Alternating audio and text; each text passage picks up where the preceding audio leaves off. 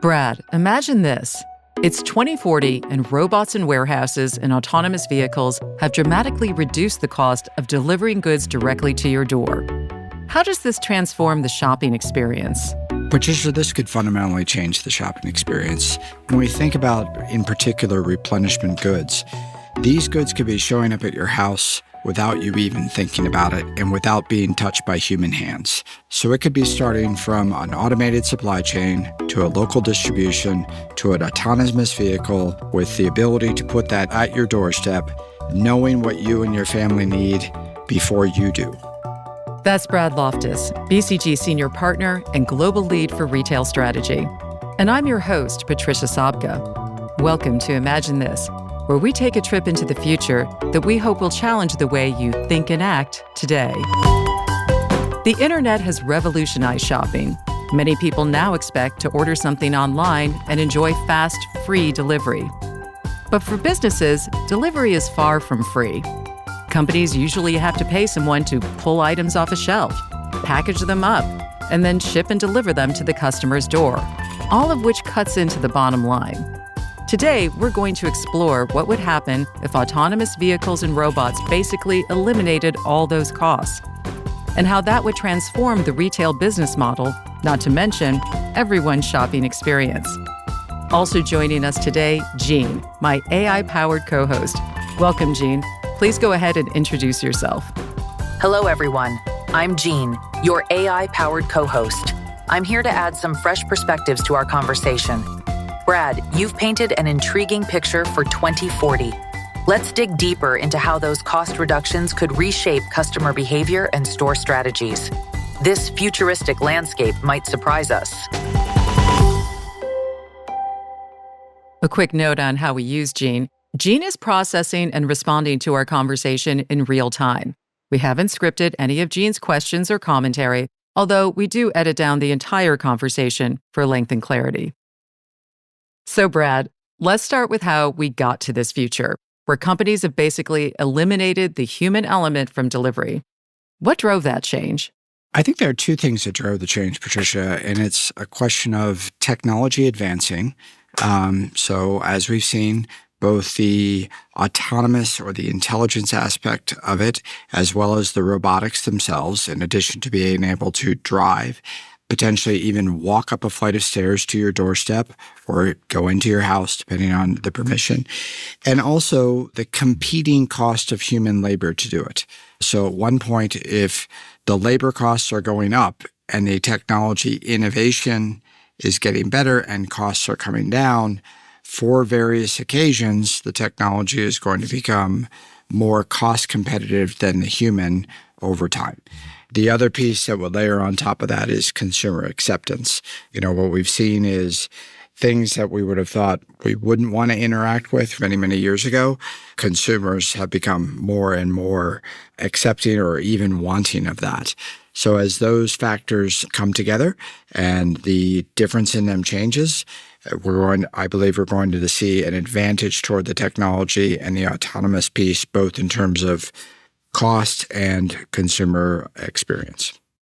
Can we focus a bit on those tech innovations? Which innovations specifically got us here? Well, you have a couple. So can computers think, understand, perform, and give instruction is probably the biggest piece and the piece that's advanced the most. There also is a robotics piece of how effective are the mechanical aspects of grabbing something off a shelf, putting it into a vehicle, packing it in a way that doesn't, crush something or anything else, and then delivering it through the last mile to the last inch. And that last inch could be to your doorstep, into your garage, potentially even into your refrigerator. That piece, and also with the power to supply that. So, you have the robotics, and then it has to be powered somehow. So do you have, the range? And all of those technologies are improving very, very rapidly. So when you're talking about that string of innovations all along that delivery, you're also talking about a lot of jobs. What jobs should not go to robots or would not go to robots in this future? Where is the human role still in all of this? Yeah, I think this is sort of a continuation of what we've seen in automation, for human history, right? You could go all the way back. Should we not have steam shovels because we want humans to shovel things by themselves? There was big fear that that was going to put people out of jobs. 100 years later, I think we're all, largely okay with using earth-moving equipment. And you think about in a lot of other jobs that we have said machines can do better. The delivery itself, I think we can envision a world where it goes to the robots. But if you think up the value chain into, well, what products are being picked? What new products are being developed? What products are being put on shelf? There's certainly an interim stage where that may be assisted by technology, but not full-scale replaced. So when you start to think about the decision-making of a retailer or upstream to a CPG's company's product and offer, I think you're going to have human involvement and guidance in that for a very long time. Jean actually has a follow-up question for you. Go ahead, Jean. Fascinating point on labor costs. Have we considered how this push towards automation might reshape the customer service experience in retail? What's at stake for brand loyalty? Well, I think there's a question for brand loyalty. Is it done well or is it done poorly? Right now, you could argue that customer experience is not that great in many occasions.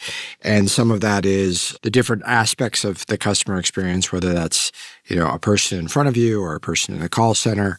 It's hard to get someone, if there's a lot of turnover, are they well trained?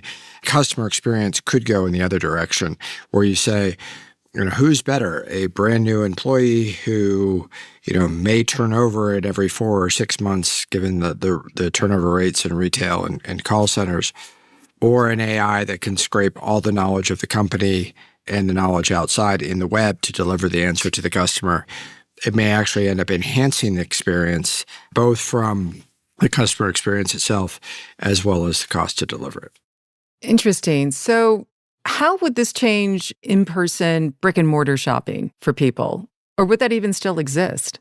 I think it would still exist. Some of it depends on, if you think about different purchase occasions, is the shopping experience narrow or broad? And is it transactional or experiential? So let me flesh that out a little bit. If you think about a grocery shopping trip or a trip to what the Europeans would call a hypermarket, it's a pretty broad experience. And a lot of it's fairly transactional. You're buying groceries, you're buying consumables, et cetera. Do you really highly value the experience of going and picking up a box of cereal and some toilet paper off the shelf? Or would you rather just have that brought to you? If this is largely being stocked and picked by robots, you may not want the robots and the people interacting. And you could almost go to an old model where it is all being pulled in the background and there's the equivalent of a service desk. Either that's being picked for you and set up for you to pick up, or it's being picked for you, put in an autonomous vehicle at some point and sent to your location.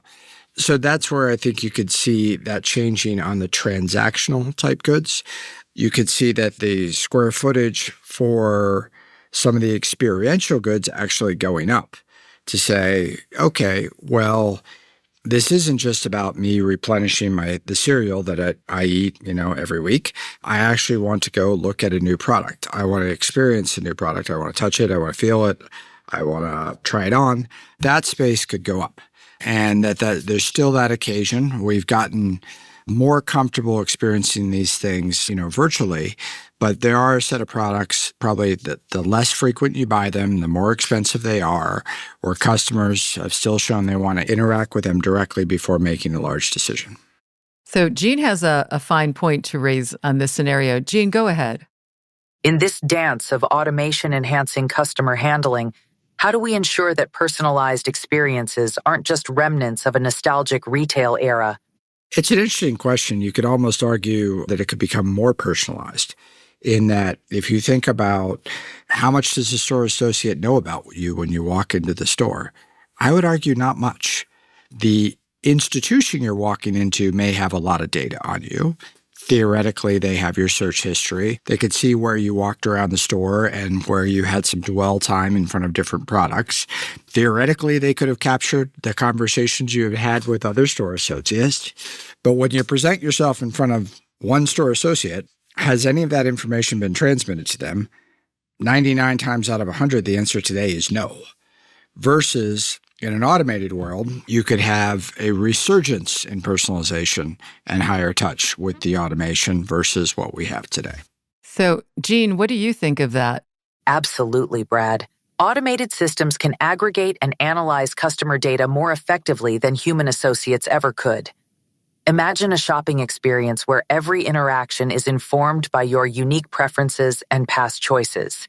It's customization at scale, leveraging AI for a truly tailored experience, more than any store associate could manage today. What remains key, though, is balancing technology and the human touch to ensure warmth and understanding don't get lost in the data. Anything to say to that, Brad? I think it's a fair point. But on the counter side, I would say I don't know that some of our interactions with customer service are all that warm and understanding these days. So you got to compare it to what the state is. I think we've effectively done personalization with those warm touches at a high price point, and we're doing that for a thin piece of transactions. So if you're going to a high-end car dealership and you're buying an expensive car, sure, that's very personalized and warm. But that's not for the masses. I think we're actually going to be able to deliver a better experience for a broader set of purchase occasions, for a broader set of the population as we move forward, leveraging, AI and automation. Jean has another follow-up for you on that very point. Go ahead, Jean. In the quest for automation, do we risk homogenizing consumer experiences, essentially missing out on culturally nuanced shopping behaviors that could drive market differentiation? Maybe I just sound like too much of an optimist. I think it enables them. If you think about assortment, take a large chain in the U.S. and you say, how are decisions being made about what product to put on a shelf? You have an individual merchant who is responsible for a category of goods. He or she may be looking across 2,000, 3,000, 4,000 stores, a range of products.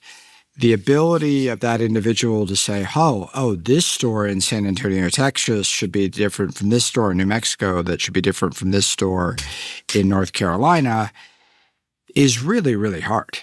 Actually, the ability to localize that assortment to those individual communities, I think, is higher, aided by automation. Maybe the human's still in the loop. If we increase the ability to do it and we lower the cost of doing it, we could actually have increased personalization and a more diverse experience. And on that note, we're going to take a quick break. And when we come back, we'll have more from BCG's Brad Loftus. Hi, I'm Bill Moore, and I'm part of the team that built Jean. If you're curious about how Jean works, stick around after the episode and we'll take a peek under the hood.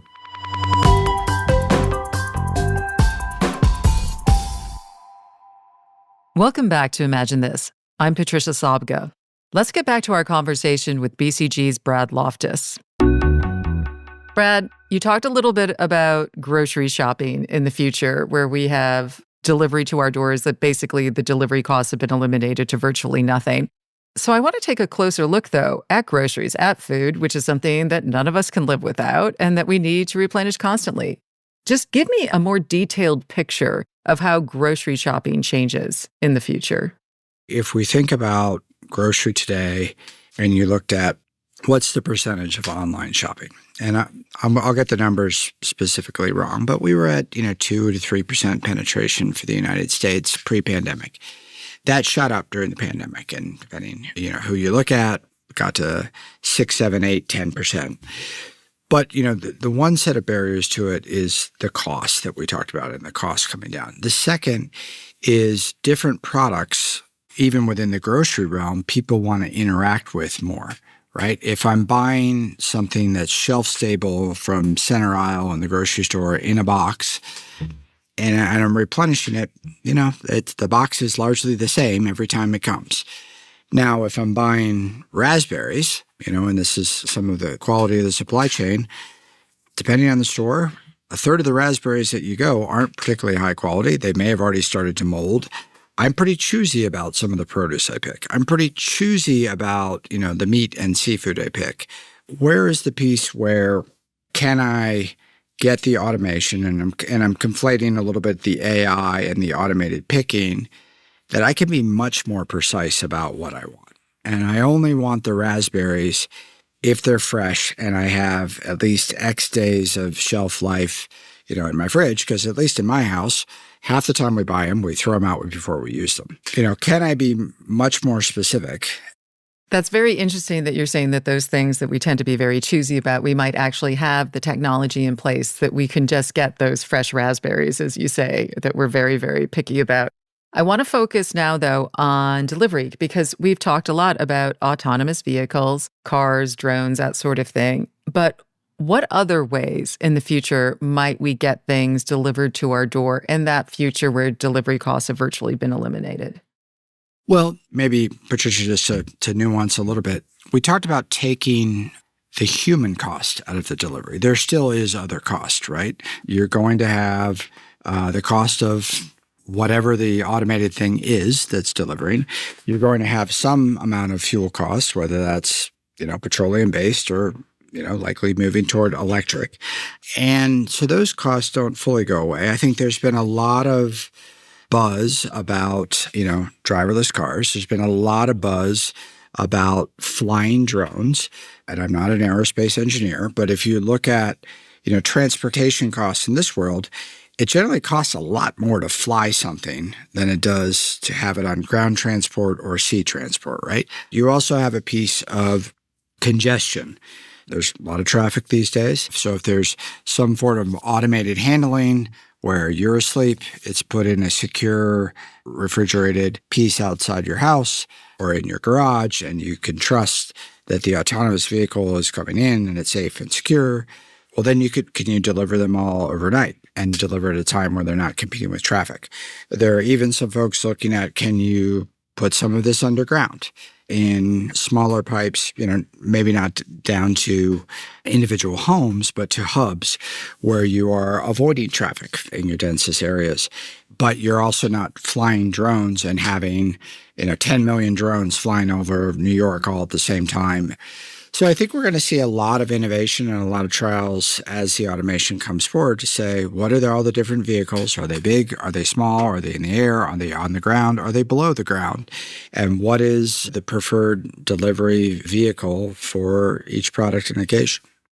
Gene, what do you think of that, especially what Brad just said about the possibility of goods being delivered autonomously via tubes underground? Such an innovative idea, Brad. Underground tubes could streamline deliveries tremendously, not to mention reducing traffic congestion and potentially speeding up logistics. It may sound futuristic, but given rapid advancements, it's a plausible scenario worth exploring further. Balancing practicality and cost will be key. Let's talk about another balancing act, Brad, because I want to get back to this idea not only of how it impacts communities, but also how these changes could impact industry. The most obvious sort of business that could be transformed by this are big box stores. How would they be impacted? Would they still be in their current location? Would something else replace them? What do you envision? I think the death of the brick-and-mortar store has been overstated many, many times. At some point, you still have to have goods, and they still have to be proximate to the population centers if you want to get them to them in a timely fashion. So if you think about some of those stores that have gone out of business, some of them have ended up in experiential things like, fitness centers, gyms, et cetera. Some have actually become, the micro-fulfillment centers serving urban cores, right? It's not a store per se anymore, but it is putting the highest turn goods close to the urban centers. Is there a whole bunch of transactional stuff that in effect goes from a store open to the public to an automated picking distribution center, and it's closed off to the public, but the box still exists. It's just run a different way. Or is a portion of that square footage dedicated to that, and a portion remains for the experiential side, right? Somewhere people are going to want to go experience things, and they're not going to want to drive 200 miles to do it. So some portion of that is going to still need to be near those population centers. So I think it's more of, how is it going to evolve versus is it just going to go away? Because there still has to be that movement of goods. Does that make sense? Yes, absolutely. And continuing with that business lens, beyond retail, which industries stand to be the most transformed by labor-free delivery? I don't know. Good question. What do you think, Gene? I think Patricia may have stumped me for a second. Imagine industries deeply rooted in logistics and supply chain management transforming first. Think wholesale distribution, food services, and healthcare supplies. Automated, cost-effective deliveries could also revolutionize pharmaceuticals, reducing wait times dramatically. Every aspect of timely deliveries, from fresh produce to critical medical supplies, would benefit immensely. I think it's a good point, Gene. I think, we started talking about what's going to happen in retail, but if you broaden it and you say there is a value chain that brings goods to customers, and that goes back to, whether it's CPG partners or you pointed the pharmaceutical partners, we've had a distribution system over time, and depending on the goods, it has had multiple tiers. If we change the customer experience and we change some of the economics, do some of those steps go away? So, hey, we're going to go straight to the consumer. And as you have more intelligence in the supply chain, do we need less and less inventory? So does it take costs out for the whole system and also create more freshness for fresh goods because we've streamlined things? There's more intelligence, and there can be sort of more just-in-time and accurate shipping in between those nodes. So let's take a step back and see if Gene can throw us a curveball. So, Gene, what's an event that could throw this future of labor-free delivery into doubt? Imagine a major AI glitch or cyber attack. Such an event could disrupt automated systems, creating widespread turmoil. This would erode trust in automation, necessitating stronger data security and contingency plans. Not a guaranteed doomsday, but certainly a hefty speed bump on the road to autonomous delivery. It's a very good point. I mean, I think if we even just look at the pandemic, right? We got thrown a curveball, and then we had lots of shortages. You had a big shift in customer behavior. If you go back to food, we had actually crossed a threshold before the pandemic where the dollar, not the total amount of food, but the dollars spent on food outside the home had actually gone above, for the first time in history, the dollars spent on food inside the home. And then all of a sudden that completely reversed. And we all remember the shortages of, oh my gosh, I can't actually find a can of soup, right? Something we all took for granted. If you look at a major AI glitch, by the way, all of your AI requires power. So remember when we had the blackouts and brownouts in the Northeast not that long ago? That could throw a major curveball at us if we're all are starting to become dependent on AI-driven electric autonomous vehicles, and we have a major power issue. Does everyone say, whoa, even if it's one we don't trust, we're not willing to take that step, we need more redundancy? I think that could put a big glitch, both from a consumer behavior and adoption perspective, and then there's also a regulatory thing to go in here. Do people say, put barriers in the way of it's not safe because of said glitch, as you pointed out?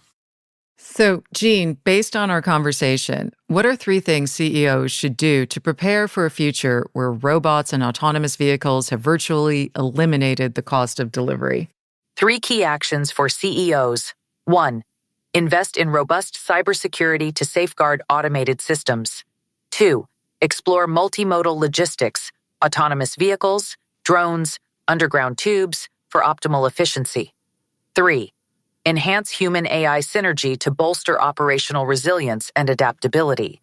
This balanced approach ensures security and innovation for the future of labor-free delivery. Does that sound about right to you, Brad? I mean, what's one no-regret move that CEOs can make? Gene raises some good considerations. Maybe to add to the list, I think, none of us have a perfect crystal ball on the future.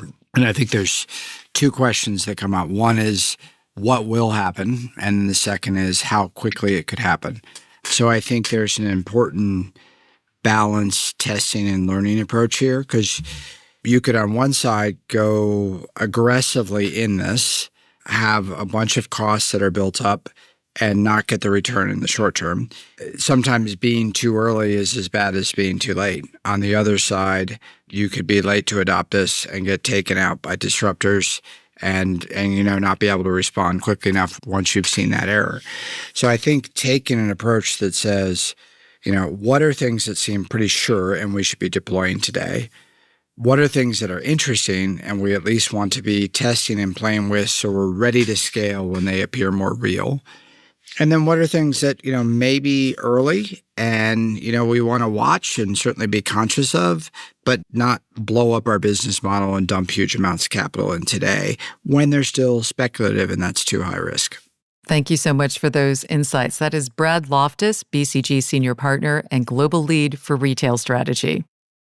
Wondering about how we built Gene and how our AI bot works? Stick around for our AI handler, Bill Moore, to give a demonstration.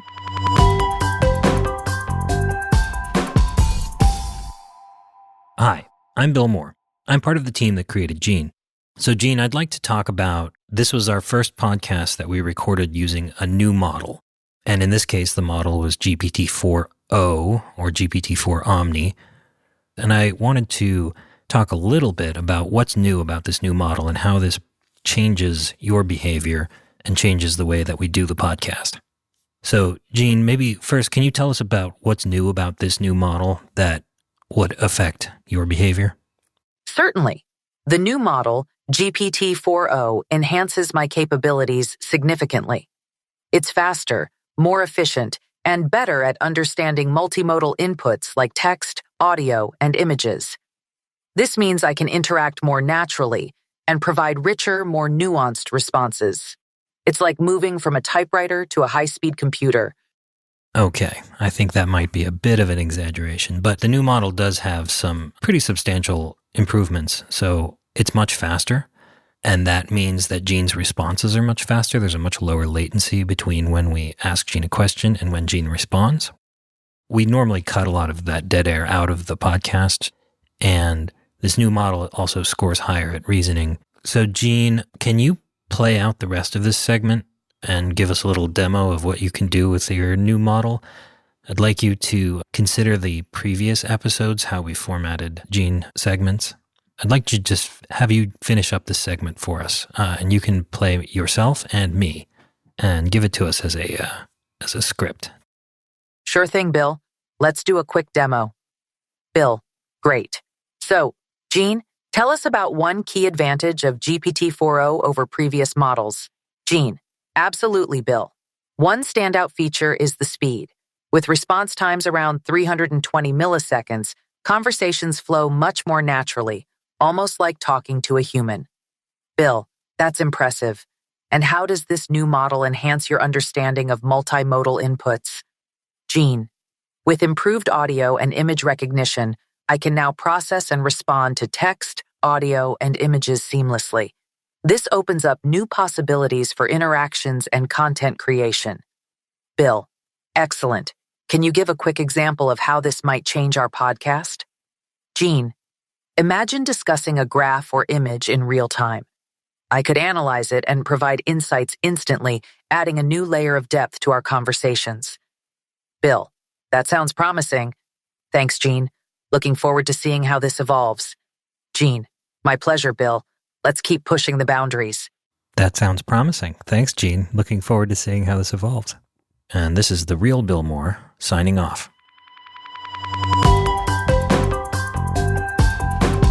This episode was made possible by Brad Loftus, generously sharing his insights with us, and also by BCG's AI whisperer Bill Moore and BCG's Pod Squad, producer Michael May, composer Kenny Kusiak, and sound engineer George Drabing Hicks.